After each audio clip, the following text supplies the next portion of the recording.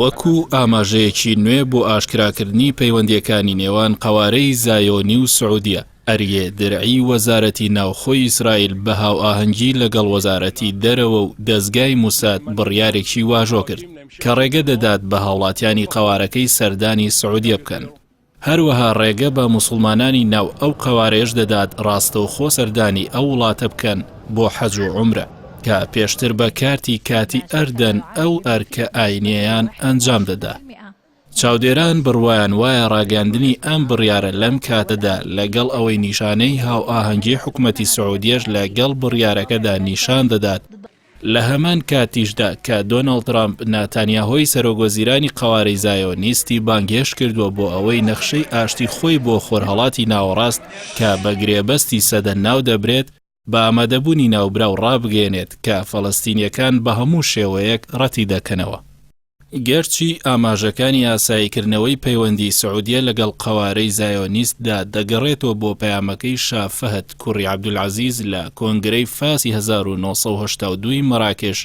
کە مەرجی ئەو پەیوەندەی بەستبووەوە بە گەڕانەوەی ئەو قەوارەیە بۆ سنووری 4 حوزەیرانی 1967. شا عەبدوڵڵا کوڕی عەبدولعەزیز لە بەیروت لە 2006دا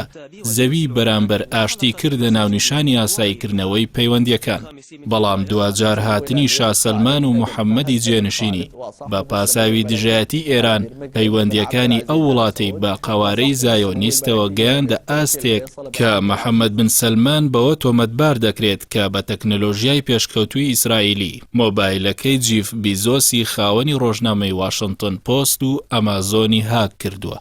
لە ساڵانی ڕابردوودا پەیوەندیەکانی سعودیە و ئیسرائیل زۆر قۆناغی بەرەو ئاشکرابوون بڕیوە، لەوانە سەردانی لیوە ئەنوەر عیشقی بەڕێوەبەری پێشووی دەستگای هەواڵگری سعودیە بە سەرۆکاتی شاندێکی 40 کەسی لە سیاسی و بازرگان و پێکهاتەکانی تری ناو سعودیە کە لە تەلەڤیب لەگەڵ ناوەندە حکومی و بازرگانی و ئەمنیەکانی ئەو قەوارەیەدا کۆبوونەوە. چەندین هاوڵاتی زایۆنیستی ئەو قەوارەیەش لە سعودیە دەرکەوتن و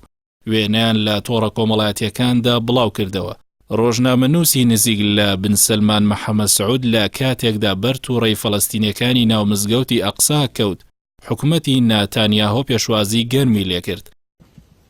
دواڕووداویش سەردانی محەممەد عیسای وەزیری دادی پێشووی سعودیە و سەرۆکی ڕابیتەی جیهانی ئیسلامی بۆ سەربازگەی ئاشۆڤیتسی مۆزەخانەی قڕکردنی جوولەکەکان و ئەنجامدانی نوێژی بە کۆمەڵ بوو تایدا کە دەڤید هاریسی سەرۆکی جێبەجێکاری لیژنەی جوولەکە ئەمریکیەکان لەو بارەیەوە وتی ئەوە گەورەترین شاندی ئاینی موسڵمانەکانە کە سەردانی ئاشۆڤیتس دەکات. گۆل ڕۆزبێرگی مەسیحی ئینجیل و نووسەری ئیسرائیلی ئەمریکی دووجار محەممەد عیسای لە سعودیە بینیوە و دەڵێت ئەو سەردانە بە پشتیوانی سەرکردەکانی حکومەتی ڕیاض بوو و بەبێ ئەوە هەرگیز ئەو سەردانەی نەدەکرد، چونکە ناوبراو لە کەسانی ناو بازنە نزیکەکەی محەممەد بن سەلمانە. کەواتە ئامادەکاریەکانی پێشووی ئاشکراکردنی دۆستایەتی نێوان سعودیە و قەوارەی زایۆنیستی هەموو بە بەرنامە و بە پێیلیستی کاتڕێخستن و ئامادەکاری بووە بۆ ئەوەی سەرسامی جەماوەری بێنێتە سەرخاڵی سەفر کە دیارە نەپاساوەکان و نە ئەو هەنگاوانش هەرگیز جەماوەری هۆشیاری موسڵمانی ناوچەکە لە ژێر گوشار و ترسی گرتن و کوشتن ناگەیەنێتە ئەو خاڵەی وەکو سەرکردە دیکتاتۆرەکان بەهاکانیان هەرزان فرۆش بکەن.